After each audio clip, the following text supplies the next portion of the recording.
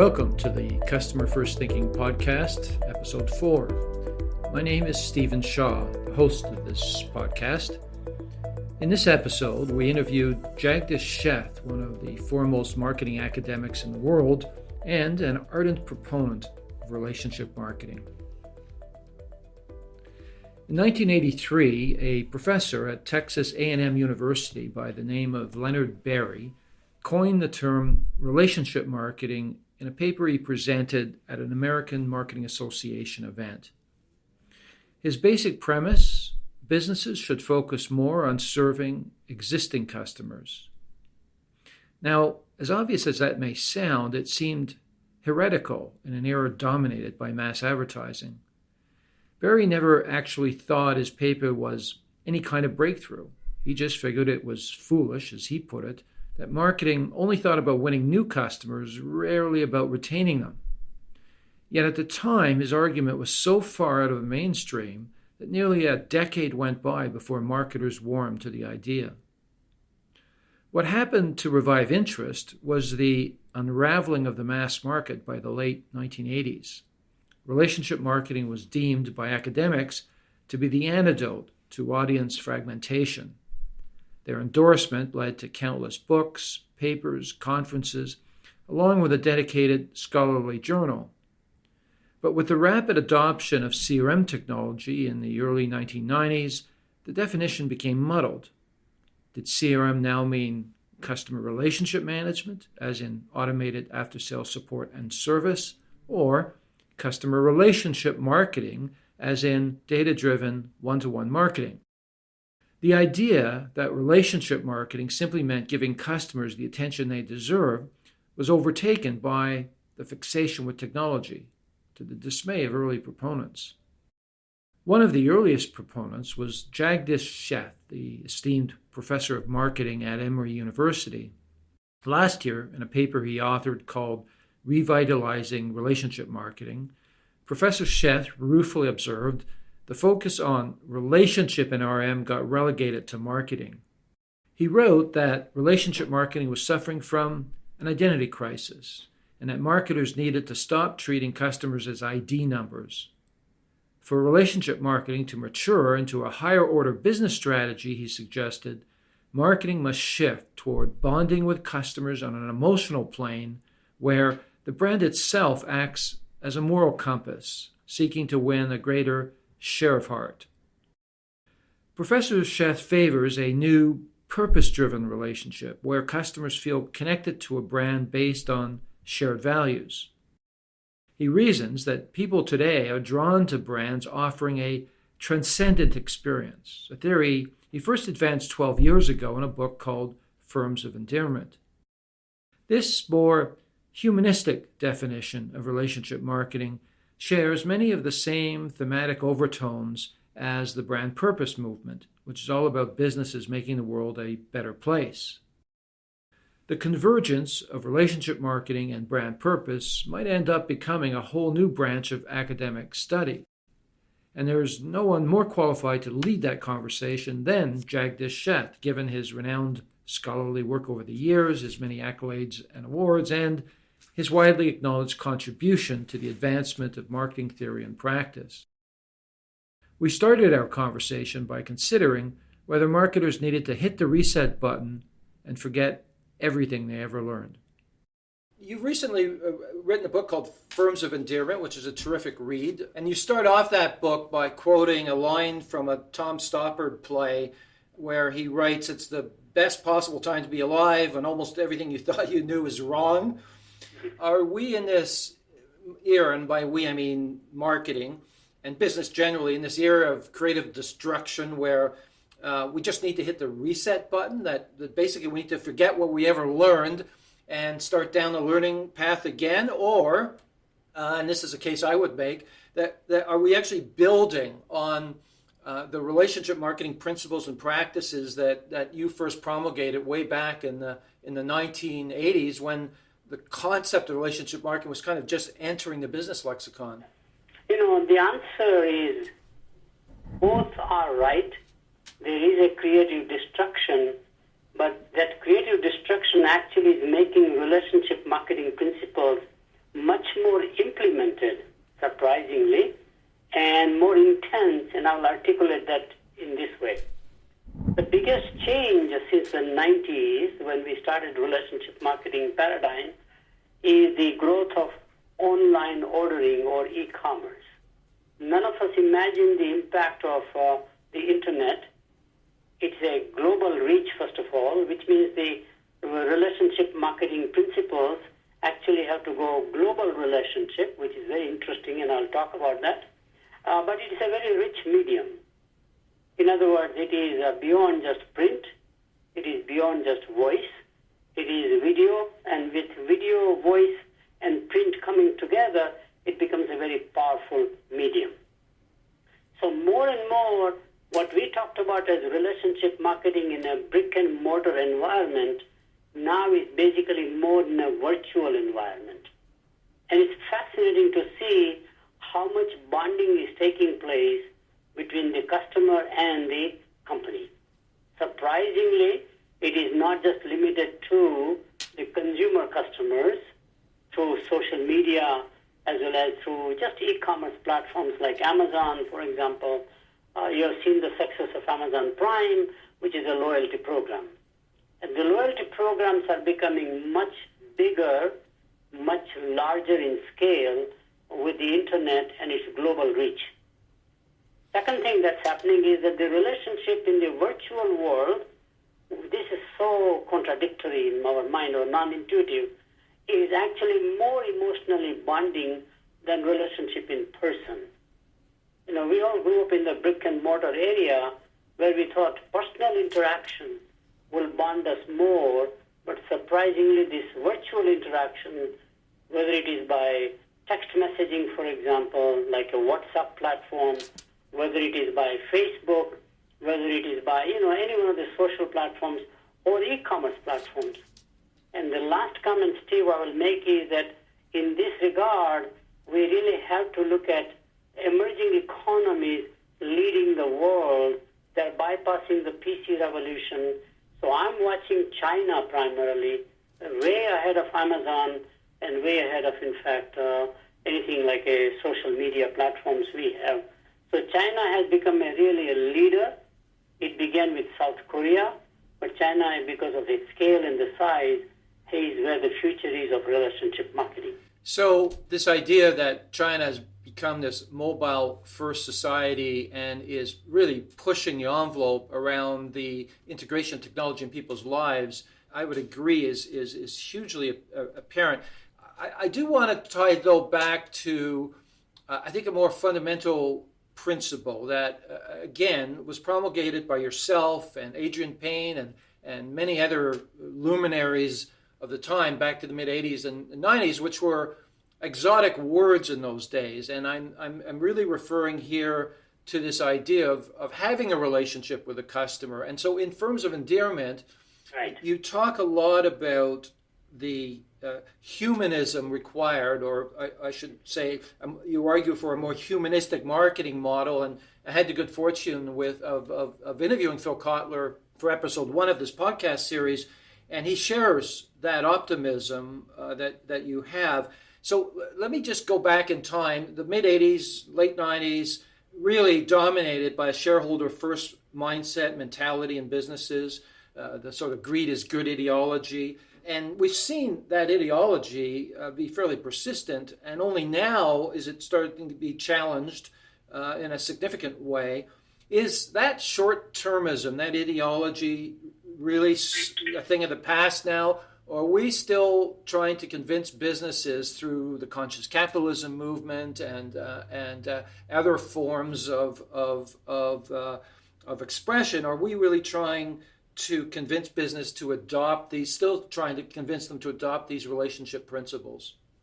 It's very fascinating. I actually did research on this one, and I found that the shareholder value as an obsession and the only objective or a mission of the company really begins to evolve right after the first energy crisis of 74, 78 and restructuring of the American economy and maybe global economy.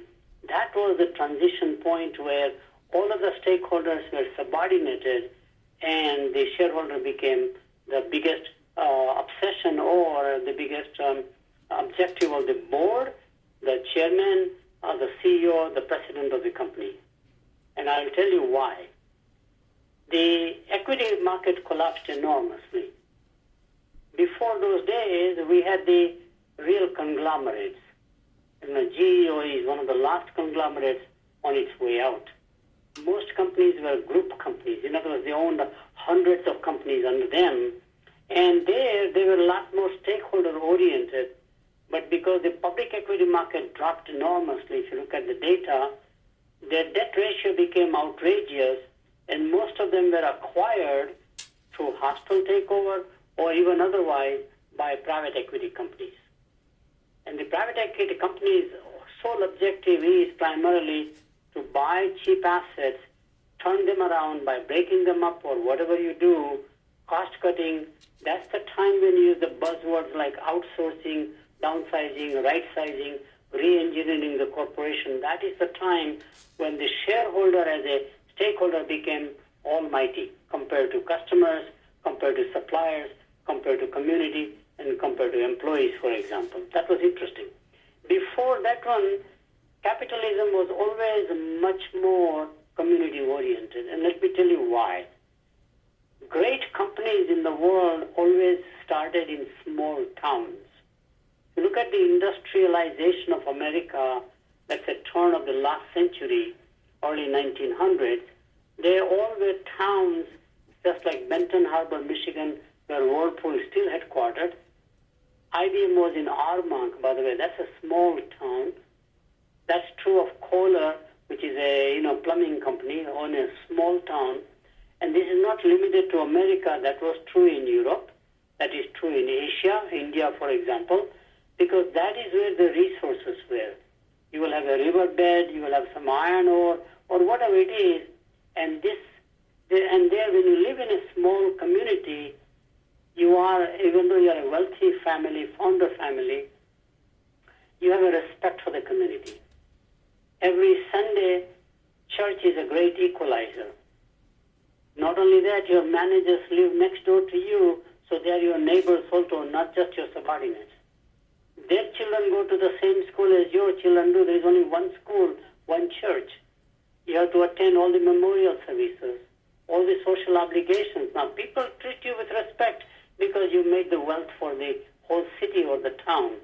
That was America in the industrialization. All through the Midwest, what is the Rust Belt now, if you look at the genesis of corporations that came, whether it's Eli Lilly in Indianapolis, for example, or companies, I can give you a bunch of names. I think that whole stakeholder thing was hijacked when the companies began to move to capital markets like New York City. When they shifted their corporate headquarters, like IBM from Armonk to New York, General Electric going from Schenectady, which is a small town actually, and came to, New York itself, and then Connecticut, for example, which is fascinating. And to me, you are much closer to one stakeholder all the time, constantly reminding you they matter. And I think that is how, when the private equity hostile takeover really created this amplification. Last comment I will make. This is how companies like Berkshire Hathaway, Warren Buffett made money. Put money because there was no public equity market. Debt capital became oppressive, especially during the Carter administration where the prime rate was 9.5%. You just couldn't survive financially, no cash flow. And that is why, and then by the way, we came out with techniques like, economic value added, EVA. I remember teaching that stuff, and I was counterbalancing. And by the way, the genesis of the book, The Forms of Endearment, came at that time in my mind. I thought capitalism was getting corrupted by one stakeholder rather than the role of capitalism is to create value for all five stakeholders. So it's interesting because my father worked for Reader's Digest for 35 years. And as you know, was based in Pleasantville. To your point, small town outside New York and family run. And the entire organization had a very unique and familial culture, which kept my dad there for for over 3 decades. Yeah. But there was a change that occurred when it went public, when the family owners died and the baton was passed to this group of fairly, how shall I put this, ambitious senior managers who wanted their stake in the business. And what have we seen with Reader's Digest is a dramatic fall off the cliff in their sustainability as a business. So it's an interesting cautionary tale that reflects exactly the sort of trends that you're talking about. I want to come back to this question of conscious capitalism and the synchronicity with original principles that you advocate. I want to come back to that subject, but you also mentioned the use of the internet and connectivity today, this virtual relationship that's going on that you were arguing earlier is actually more significant than an offline relationship. And this expression, we've entered this age of conversation, and it's obviously thanks to social media platforms, but I'm just wondering your observation of marketing generally. It seems to me that marketers are still struggling with the use of social media. They're still defaulting to a channel mindset. They're still defaulting to a broadcast messaging model. Why do you think marketers are having a tough time with this transition to platforms, which would suggest that they can have these one-to-one relationships that you've been talking about for 30 years? The answer is historical. Marketing, as we know today, really began with the soap industry. In England, Pearson Soap is the real founder of modern marketing, including principles of branding, sales promotions, creating this huge excitement. And that one was based upon the broadcast model, as you called, one-to-many communication. With the rise of mass market, which is what happened when we transitioned from the agricultural to the industrial society, we made the mass production but mass consumption society, where actually the mass market was the right one. And from mass market, we began to learn that customers are different, mostly by socioeconomic classes in those days. So we began to segment them. We'll have a segment of rich people versus middle-class people versus poor people, and came out with different automobiles, different price points, etc. At that time, technology in a mass market was not a great enabler to do one-to-one marketing. Now, in a B2B environment, business to business, it was more possible, and therefore around the time when I was advocating relationship marketing, you saw that now many companies started creating key account management. In fact, I was advisor to AT&T, where we were bringing about key account management for any business customer who generated $5 million or more revenues annually. We appointed 3 people in charge: a relationship manager or a key account manager, a technical manager who was all the network guy, and a market administrator, which was all the contracts, very legally stuff, obviously. Now, that key account management became strategic account management, global account management. But in the mass market, for the first time, for 2 reasons, you see the rise of this age of conversation or one-on-one. Companies are struggling to transition, and it is not going to happen from packaged goods companies where the marketing roots are. It is happening surprisingly with services companies, because we shifted towards services where I have a direct relationship with you. I have an account. So telephone companies, utility companies, banks, for example, but much more it began to happen with technology companies. And when the technologies companies went on a subscription model, now I have a relationship, and through technology, I could personalize. So we are all struggling from, accessibility to convenience, and how do I do mass personalization or mass customization? So my view is that it is going to happen, is happening more using the technology by the services organizations more so than by the product organization. It's an interesting question. If we look at telcos, if we look at banks for that matter, there's certain obvious aspiration there, but frankly, at the end of the day, telcos are in the business of selling products and really pursue fairly predatory sales practices, and banks, you could argue, do the same. So Does it come back to, again, this idea of principles, that values and principles? Because the companies that succeeded, this seemed to me like USAA, you named them in your book, Firms of Endearment, do have a strong set of values and principles that make them the number one net promoter score in the world, I think. Just go back to this issue. Can you only succeed here in making this transformation and this transition if, in fact, you really have to start at the top with a set of fundamental principles? Right. And I totally agree.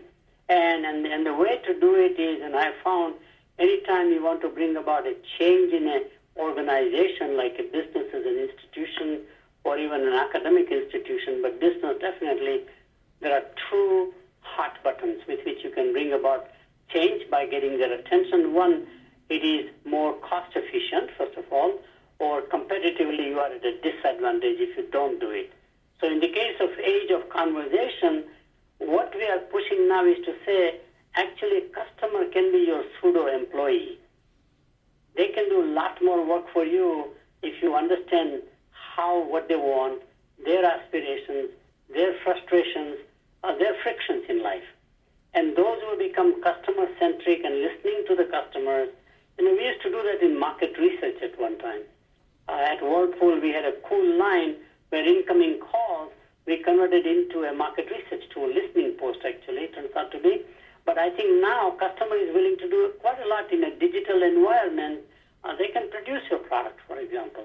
It's very fascinating because digital products like print books, or publications or videos, customers can do it also. So it's a question of showing to them that it is actually engaging with the customer. Not only you learn a lot about the customer viewpoints and come out with innovations, but customers can do amplifying your brand, for example. They become good influencers, brand promoters, engage them in some fashion. So that seems to be resonating now because people see the bottom line cost reduction in the process. But is it the other challenge here is that marketing still sees itself as a spear carrier for the brand? And some companies still the pretty picture department. Is the issue here that marketing really needs to redefine its role along the lines that you've just been describing, which is be the voice and advocate for the customer and be able to encourage the organization to adopt this customer-first mindset that's so necessary in order to make the transition? Oh, you're absolutely right. And actually, following that argument, how do you become customer-centric? I have a book along with Raj Sisodia, same co-author who wrote Forms of Endearment with me. This book is called 4 A's of Marketing. It sounds like nothing but a takeoff on the 4 P's, but that's not the case. So we said, let's take a customer viewpoint. First of all, let's define the customer. Customer is not just buyer. Marketing got all organized around buying behavior. But customer is a user also and a payer also at least. And customer is an influencer. There are 4 roles of a customer. And therefore, if you look at it from the payer viewpoint, their value creation is affordability. They would like to buy cheaper for the same quality. How can you do it? Accessibility is what the buyer wants. Buyer does not want a friction, hassle to do business in the market transactions.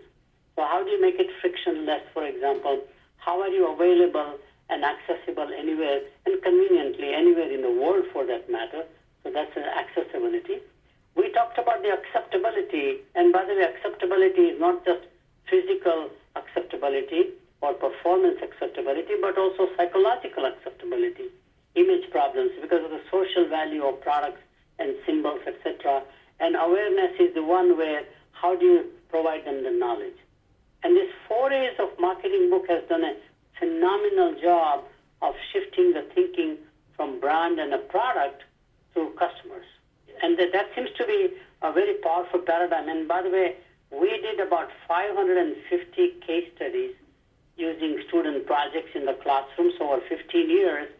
And it clearly shows you, once you take that framework, now you realize why Iridium failed and cellular telephone succeeded, why Segway failed and Bird, which is a same mobile platform, is doing well. Or why Roomba, the house cleaning robot, succeeded so well, which marketer would not have been able to understand. So just to recap, affordability, accessibility, acceptability, and awareness. Those are the 4 A's. Yes, sir. Can I offer you up another A, which is this idea of assistance? And this is, again, a fairly new term that's popped into the lexicon, that we're in this age of assistance, where the mandate of marketing now is shifting in this real-time world to providing help, and it's in the concept, it's in the moment, it's at the exact moment of need. Does that line up with your thinking? Absolutely, and I think you are so right. The 3 A's, I was very comfortable because I have a book on customer behavior, a textbook actually. That is where I strongly advocated that even in consumer markets, user is not the same as a buyer and a payer. A child is a user in the family, but he or she is not a buyer. Buyer may be the husband, and the payer may be the budget manager, usually turns out to be the wife in the family. And so in business to business, we have 3 departments. We know there's an accounts payable department, there's a procurement department, obviously, and there's a quality assurance department who are representing the user.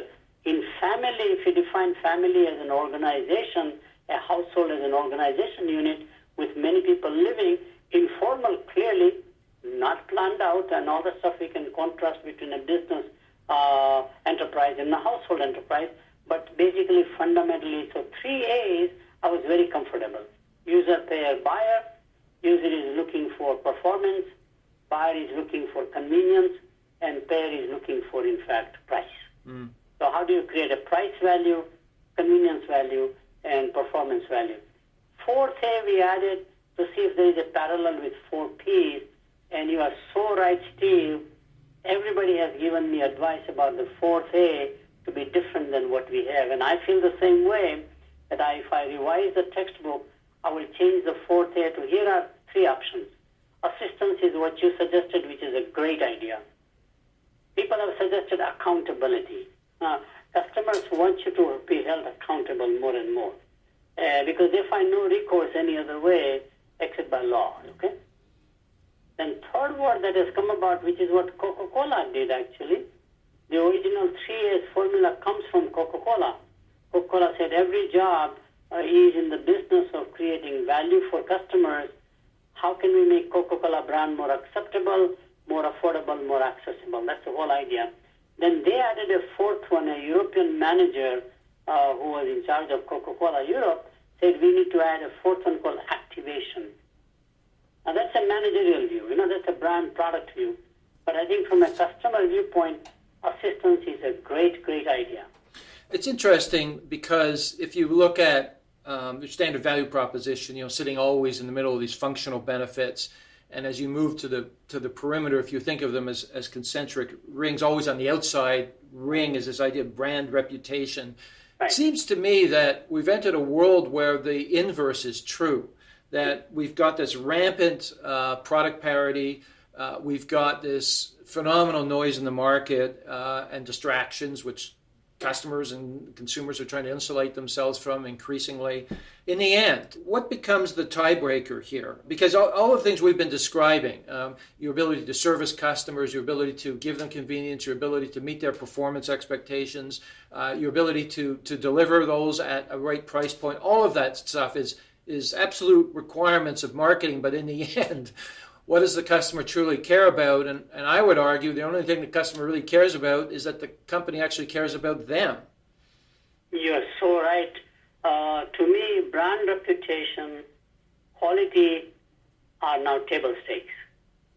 Just for you to do business alone, you have to have a branded product, differentiated any way you want, but that is not going to give you a competitive advantage anymore.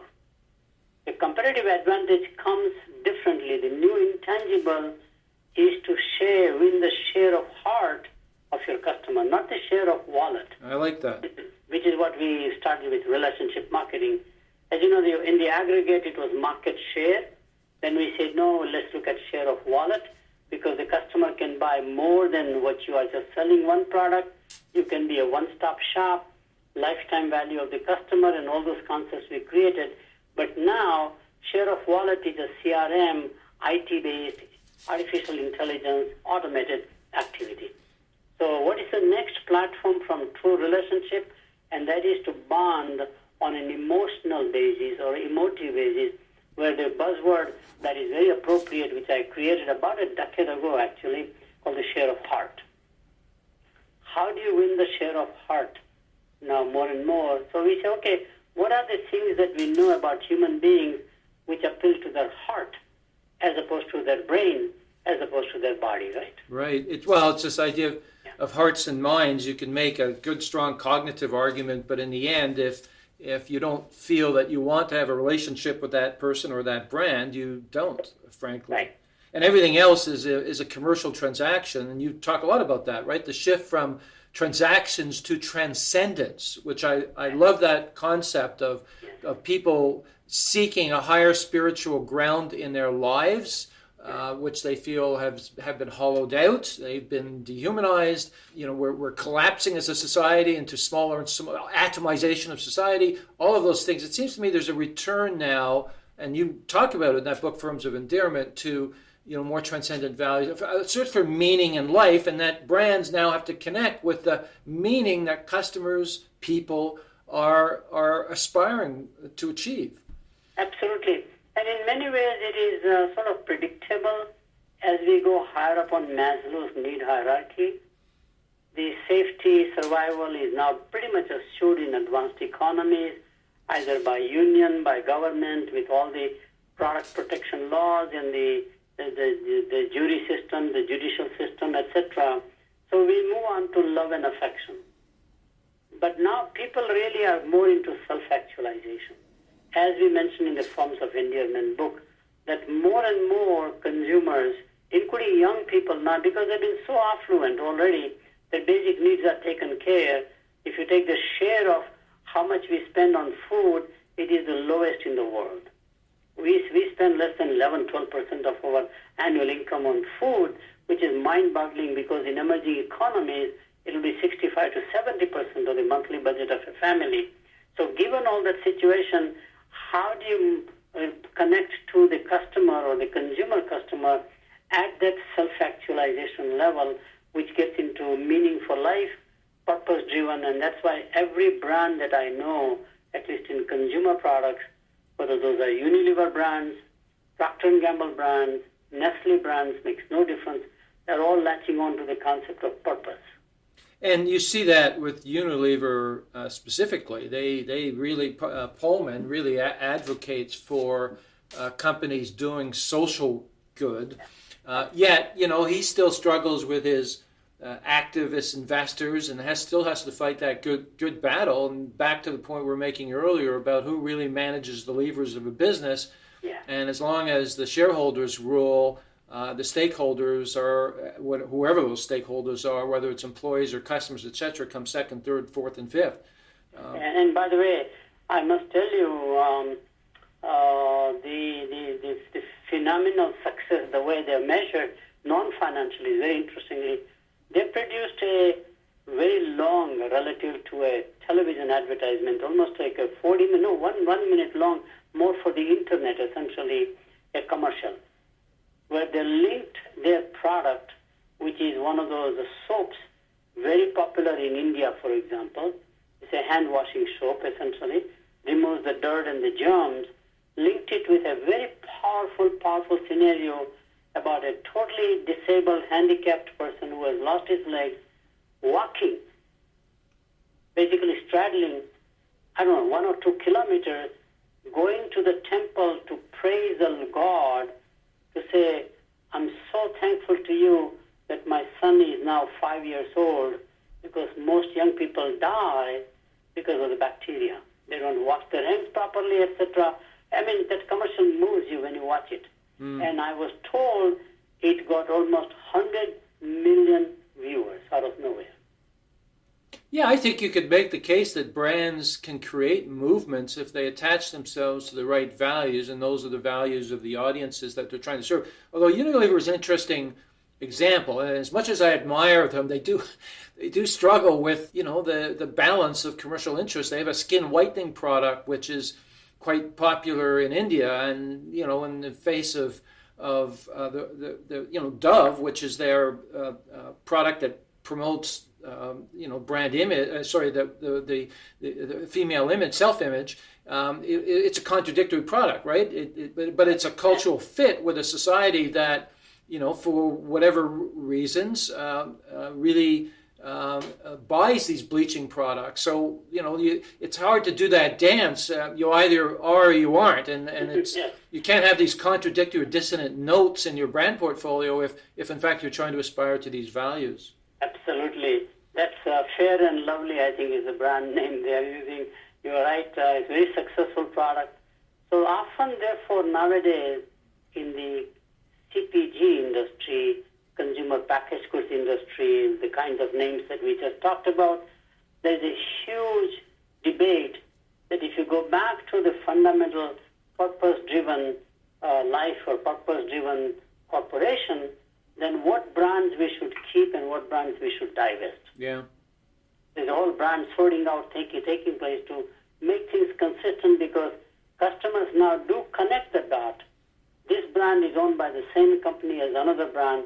If you look at the portfolio, and I'm not defending anybody, but you will see they have in ice cream business, Tom and Jerry brand, for example. The Ben and Jerry brand, yeah. What is Ben and Jerry? And so, given that kind of a brand, which has always been driven by some cause, well, can they buy other ice cream brands? They want to dominate in the ice cream business. Yes, you can do it, but all of the brands that you own have a similar underlying DNA of some sort, and that's a very interesting way of thinking. I don't know what's going to happen, because right now they're all struggling from a shareholder viewpoint. Yes. Another area I do want to explore, and in this age where one business model after the other is being dismantled through disruptive startups and new technologies, et cetera, I want to go back to a point of view that you expressed, many years ago, that in the industrial era of mass production, most marketing was built on direct relationships between producers and buyers, and you talked about this earlier, the shift to mass production and mass marketing. But here's the thing. So the distribution channels were set up for a reason, to make it easy for producers to take their products to market.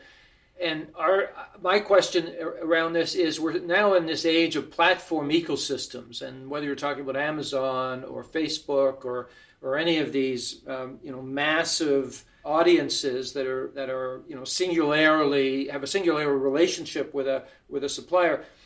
In this platform economy with its walled gardens, are they just not another form of intermediary between producers and buyers? And if that's the case, is it going to be increasingly difficult for companies to own that relationship with the end customer when an Amazon can outflank them and even introduce their own products almost at will?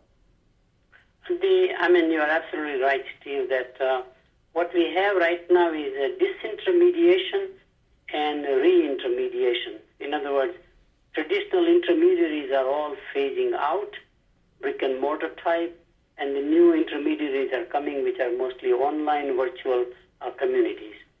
Here is the way it's changing. Very fascinating, many of the manufactured brands, typical product brands, for example, or service brands. Services go directly anyhow because they have a direct account relationship. But many of the manufactured brands, automobiles, appliances, definitely packaged goods industries, now have their own websites. In other words, I can buy directly from the company using the internet. In other words, rather than go through an intermediary like Amazon, and here are the differences. There is a book that I have published many years ago called The Rule of Three in Strategy. It's very popular.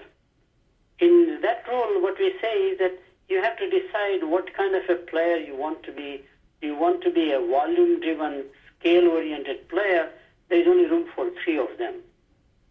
Whether you are right now, it's happening in cloud computing, you have the Amazon of the world, the Microsoft, and IBM wants to be the third player by buying out Red Hat, for example. Oh, yeah. Or you have to be a niche player. So are you a Sears Roebuck or are you a Foot Locker, for example? Are you a J.C. Penney or are you the Limited? Because if you are a niche company, you will have to be margin-driven. You don't have the scale. And if you are a volume-driven company, you have to have the scale.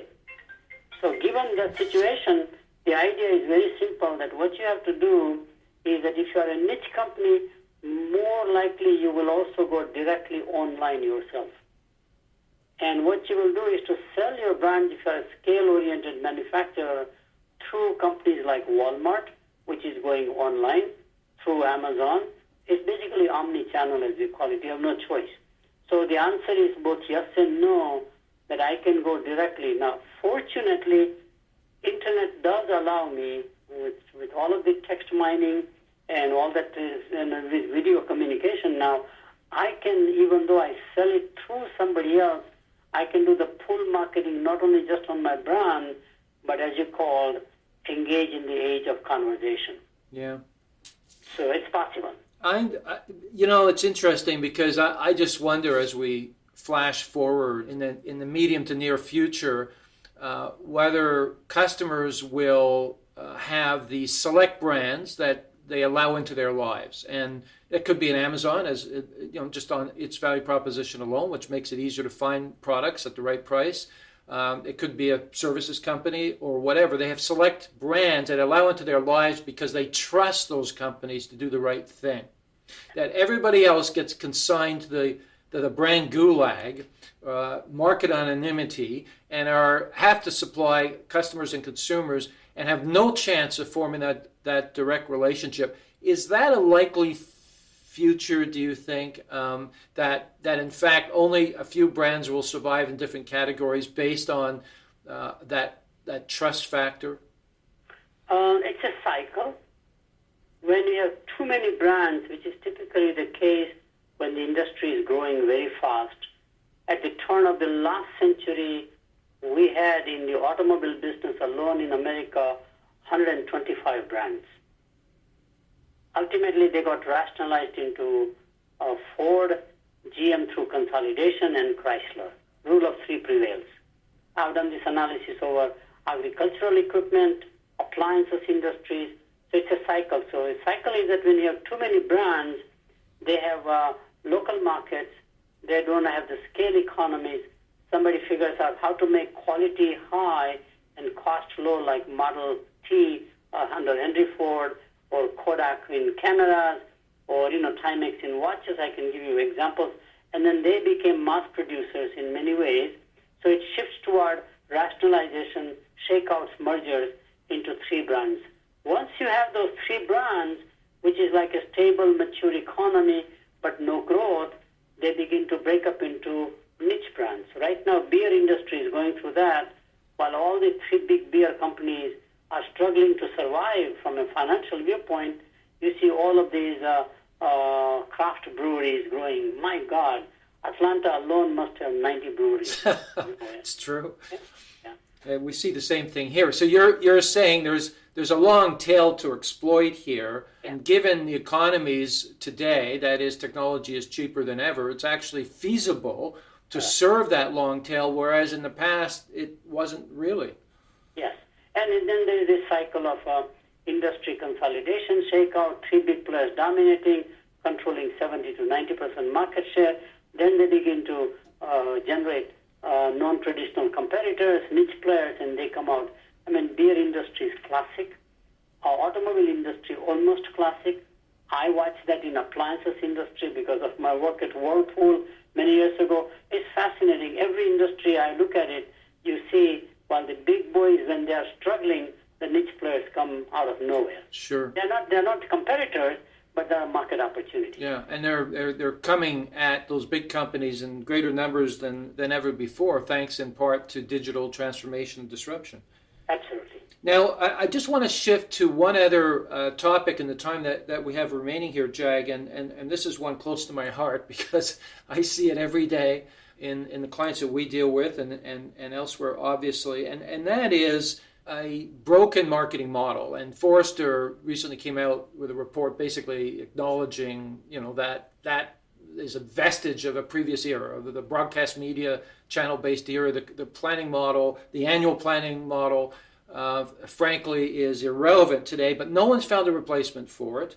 I'm just wondering if, and the marketing textbooks, I might add, don't offer a lot of help, right? They still compartmentalize marketing into all these different channel-based applications of marketing, when in fact, even Phil Kotler is arguing there's a more holistic model that's required. So everybody's sort of making stuff up as they go, and until the future fully reveals itself, I guess maybe that's going to be the case for some time to come. Almost improvised marketing, I should say. Is the biggest obstacle facing marketers today the fact that they have not figured this out, that there is no new general theory of marketing that's been introduced or promulgated or even taught, because no one's quite figured out what that should look like? I think, Steve, you're absolutely right. We are in that twilight zone. What we learned very well, whether it is back to the commodity school, the functional school, the institutional school, which is wholesale retail, commodities would be shopping goods, convenience goods, emergency goods, specialty goods, kind of that all was great thinking. We shifted more and more toward managerial marketing with things like 4 Ps of marketing. We went to strategic marketing, which is where Kotler led the way in many ways in the late 60s, early 70s, when strategic planning was becoming important. Now we are searching for a theory that will be more a societal marketing. In other words, how can marketing be a positive source for society? Fundamentally the same slogan that we all use, doing well by doing good, or doing well by being good. You don't have to do good, just being good. That's the whole point, which again ties in with the concept we have in forms of endearment, very heavily promoted by Michael Porter through shared value concept. Remember, here's an economist who believes that shareholder value is the only thing in life, like Milton Friedman. But he has backed up and say the role of the business is actually to create shared value. You create value for yourself and also for the society. Yeah. And the triple bottom line initiative by United Nations, and they are putting pressure through using government policymakers to put pressure on corporations.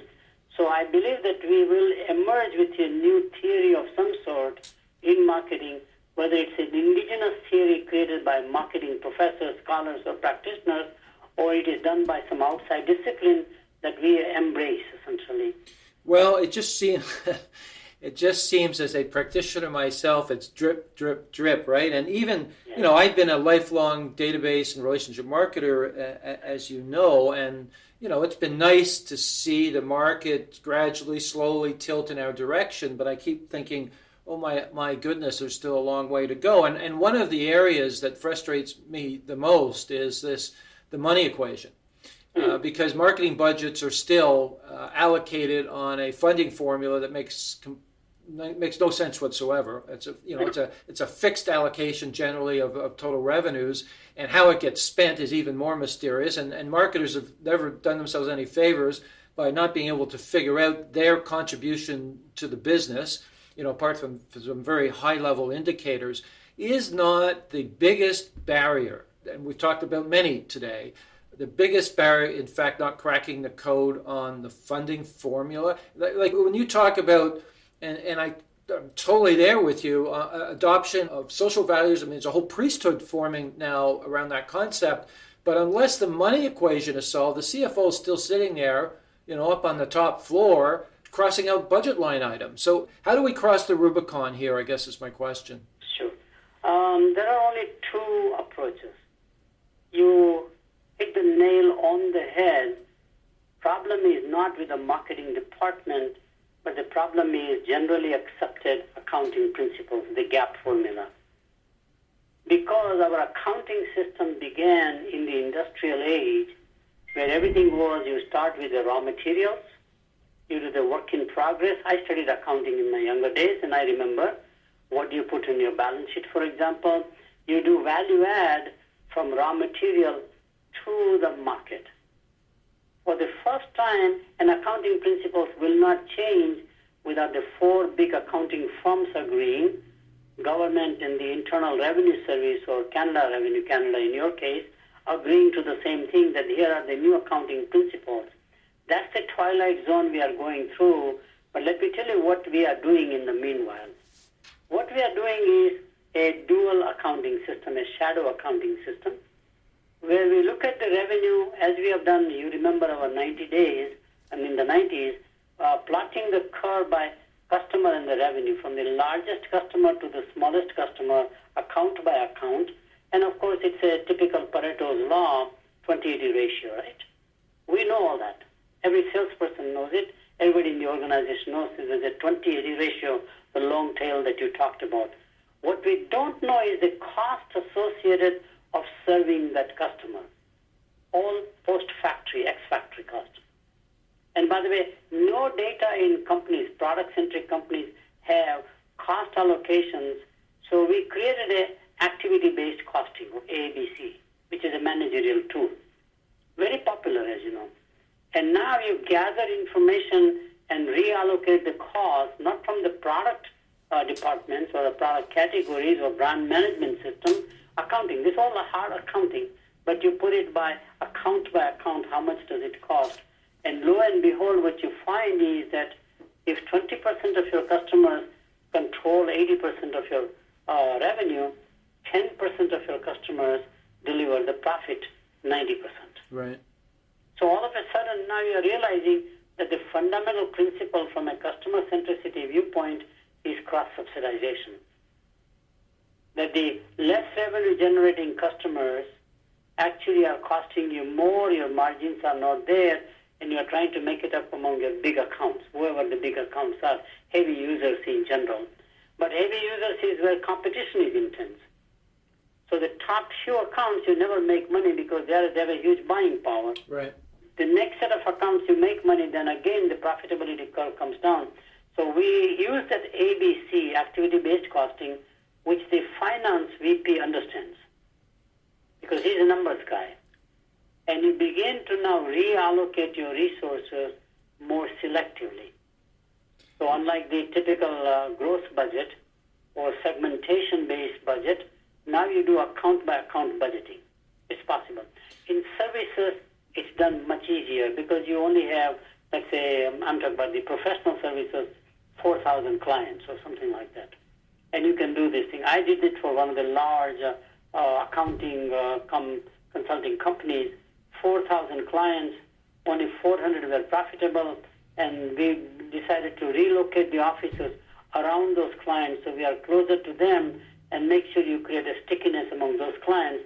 And we said goodbye to hundreds and hundreds of clients. Before I close out our conversation today, and I'm very reluctant to do that because this has been a master's class in marketing for me personally. I just want the whole concept of net promoter score, which is not a hard number, but the idea of setting that as a beacon metric and then attaching to that the driver variables, I think is one way companies that I've seen anyway, are trying to go about the argument to the C-suite that if we do the right thing here and drive up our NPS, that is a loyalty and likelihood to refer, that's a path to profits. And, obviously Bain and company started to talk about that back in the mid-90s, around the time, obviously you were talking about relationship marketing. I want to ask you one final question here. Back in the mid-80s and 90s, and you've been a prolific writer on this subject for so many years, you must be really gratifying, all these years later, to really see these principles now being adopted really fairly widely. That is, relationship marketing is a accepted, acknowledged discipline, and I would argue we're about to enter the golden age of relationship marketing. Would you agree with that? Yeah, absolutely. It's very similar to the quality movement that we suddenly woke up after the energy crisis, becoming globally non-competitive, Japan taking over, Malcolm Baldrige Award was created, and we put processes in place to say quality matters and create a quality czar, which means across all of the departments there is one corporate person, like an executive assistant. You may have a title VP of quality, reporting directly to the chairman or the board or something like that. Similarly, We have done recently about the customer sustainability, environmental aspects. Now you have a chief sustainability officer. I think we need to create a separate position at a corporate level called chief customer officer, not a part of the marketing department or each one of the product divisions or business units or subsidiaries. This is a corporate function like an IT function. You have a CIO, you have a CFO. If there was one called chief customer officer coordinating across everything else, not just in charge of the brand and brand reputation, but actually having the capacity to allocate resources. I think, to me, I've been advocating that it's a staff function where it needs to change, because as a staff function, you are in every board meeting, board members listen to you, who are representative of the shareholders, just goes on and on. So that's what I have recommended, creating a place. By the way, it has happened in a B2B environment. There are about half a dozen companies where they've taken and created a chief customer officer, and or nowadays they call it growth officer even. And the nice thing about chief customer officer is that it is beyond organic growth, because they are also masters at business development. Well, it also puts the voice of the customer in the C-suite, which is, I think, all important today. And this is back to, are we serving the shareholders, or are we serving the stakeholders, or are we serving the shareholders by serving the stakeholders becomes the equation. So, that's correct. Jag, this has been a wonderful conversation. I could go on for some time, and I just want to thank you very much for a very informative and inspiring conversation. Thank you, Steve. That concludes our interview with Jagdish Sheth. Relationship marketing has come a long way since those early years when it seemed so unorthodox. Today, it forms the philosophical basis for the customer-first movement. The lesson for marketers: consider how you can dedicate greater time and effort to making your brand synonymous with the interests and passions of your customers. You can find past episodes of this podcast on customerfirstthinking.ca, where you'll also find blogs, white papers, infographics, and much more on the transformation of marketing. In closing, a big shout out to Cam Campbell, Brent Morris, and Justin Eacock for their contribution in making this podcast happen. Until next time, thanks for listening.